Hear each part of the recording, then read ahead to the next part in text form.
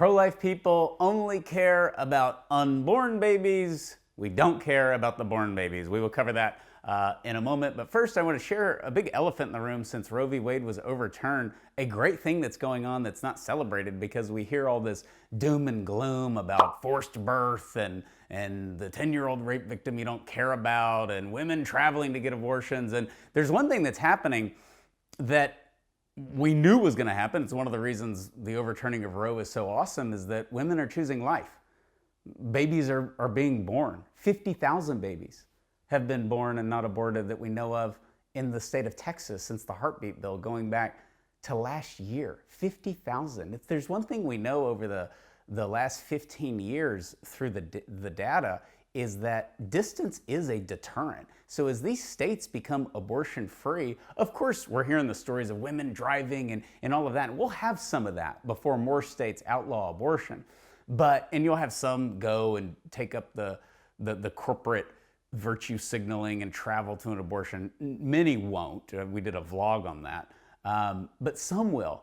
But the majority of women are going to choose life and take advantage of the vast resources that the pro-life movement has built the last 50 years, the free medical help, the adoption agencies, the maternity homes, many things that the media's out of touch with. And even we did the vlog on Senator Warren, politicians, they're just out of touch of what's gone on in the pro-life movement in the grassroots the last 50 years. But women are going to choose life, and they are choosing life. And I have to tell you, I've been so blessed to be part of this great pro-life movement for over 20 years now.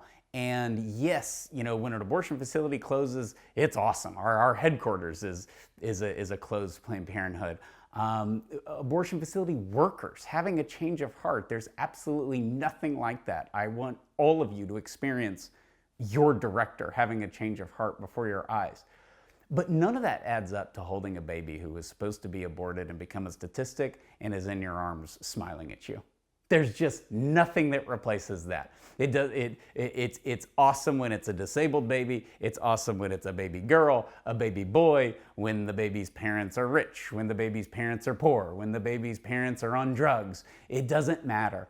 It is absolutely the most beautiful thing and the reminder of why we do what we do. There is so much noise out there. There's so much rhetoric. There's so much nonsense. But it's all built on this hopelessness and fear and despair. And the other side of that, which aligns with the nature of a woman's heart, is that women are choosing life. They're thinking, maybe I don't want to do this.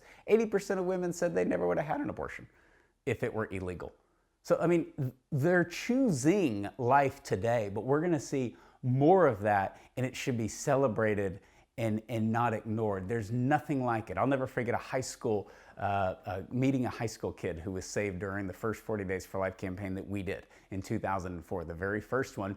And a couple of years ago, the mom came up and said, hey, there were people out there. I didn't go in. I knew they had 40 Days for Life signs. I turned around, and here's my son. He's going to college. He's a baseball player. And I met this high school kid, this young man who was saved from abortion. And I told the mom, I said, have you been back to College Station? And she said, no, I can never go back. And I said, well, that Planned Parenthood closed. And she started tearing up and she said, oh, praise God. And I said, but it's our headquarters now. You should come visit.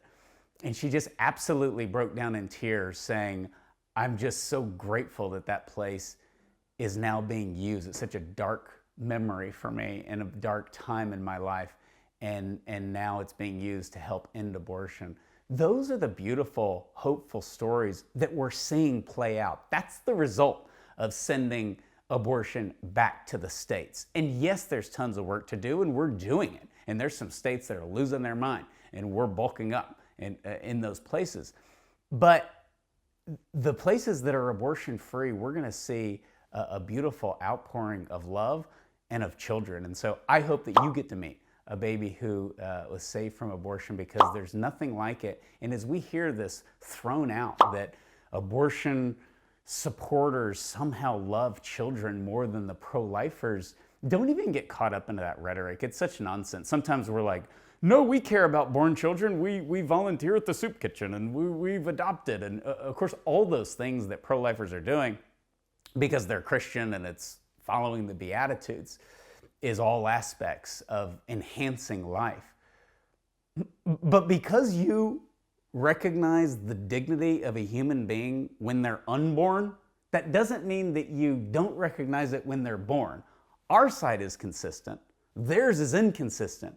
You don't love your children less when they're born. Your heart grows, it expands. It expands every time you have one. And it's beautiful. You don't like, we're pro-life, so we love little Billy. He's 22 weeks. And now that he's 6 weeks old, out of the womb, we don't like him so much. I mean, no one does that. It's enhanced. So don't get caught up in those conversations. And if you do, flip it around. Flip it around and say, so you're telling me that at 25 weeks, we can go to late-term abortionist Leroy Carhart and we can pay him to dismember our child, put he or she in a canister that goes onto a medical waste truck and drives away, and we never see our kid again. We can do that at 25 weeks, we can do that at 8 weeks, we can do that at 15 weeks, we can do that at 40 weeks, and you have no problem with it. But then something happens out of the sky. The sun dances. Something occurs in your mind and heart that when that baby is born, you care about him or her more than any pro-lifer in the history of the United States of America. And we're supposed to believe that nonsense? That you think that we can butcher a baby, kill a baby, and it's fine, it's freedom, it's to be celebrated, it's constitutional, and then when the baby's born, the miracle of cutting the umbilical cord, which is of course when we become human somehow, so they cut the umbilical cord, and all of a sudden you turn into Mother Teresa, and you're willing to provide everything for this child. And often it's tacked on with, well, you need child support that the fathers pay, which we do. Fathers should pay child support. But all those other government programs, and it's as if there's some kind of consistency there, and there's not. I don't trust people who dehumanize a segment of our population to take care of us at other stages of life. And of course, we're seeing that with euthanasia and other things. So don't get caught up in the rhetoric. Definitely don't go on the defensive. Always flip it around. Do so in charity. I've done this with a number of people, and they're like, okay, I get it. Like, I gotta trust you? I didn't have a voice. I can't defend myself. And you're putting me in a canister. And then all of a sudden I'm born and you're St. Vincent de Paul, and I'm supposed to believe that. So I think it's actually not believable. It's thrown out there.